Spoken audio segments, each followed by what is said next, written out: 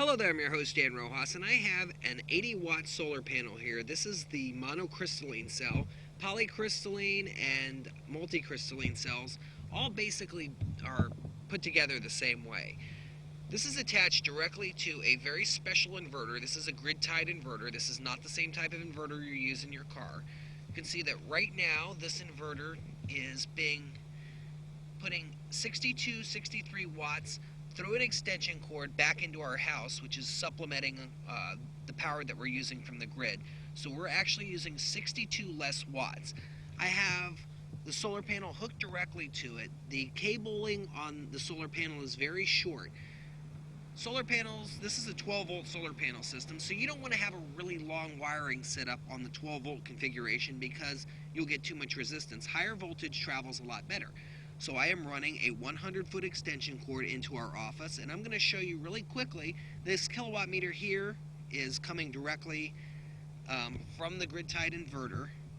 I have another kilowatt meter inside. This is the other end of that 100-foot extension cord.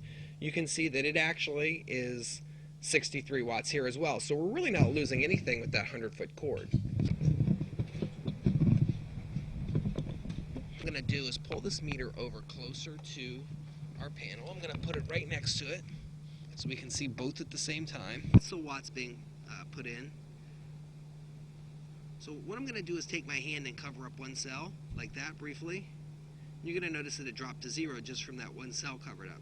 Now it's building back up again slowly. I'm going to cover it again. Covering a cell up really wrecks the voltage at these output. So that's one thing to keep in mind. If you have this cell configuration, you don't want any trees in front of them. You want them totally wide open, and you want to keep them clean. You want to keep leaves off of them. The amorphous cells are not that big of a deal with that. They can actually handle having dirt on them being covered.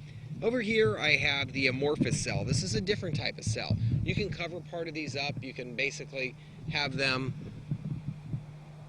the sunlight obscured by trees to where only part of the cells are lit, and these don't experience the same voltage drops as significantly as this type of panel does. Do the fan test real quick. This is about a 50-watt fan. Now keep in mind these are in the shade, so we're not running a full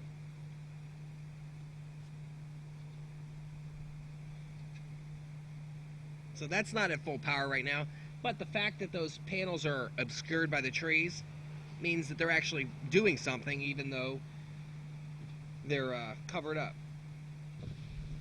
These are more efficient per square meter, but you know, it's up to you as far as that goes. The wiring configurations for this type of panel setup are, this one goes from the bus wire to the top of the first cell. The second cell goes from the top of that cell to the back of the first cell. Third cell, top to the back of the second cell, and so on all the way up. This is putting them in series. They come up, connect to the bus wire. The bus wire comes around, basically makes a long chain all the way back up and around, so all 36 cells are in a straight line. And this is what builds your voltage up. These solar panels right here have actually had quite a price drop lately. This solar panel is an 80-watt panel. It's a 12-volt panel, produces 21 volts open, so it'll actually run a pure sine inverter like this that is grid-tied directly, and this costs about $250 for this panel, completely sealed, everything's on it.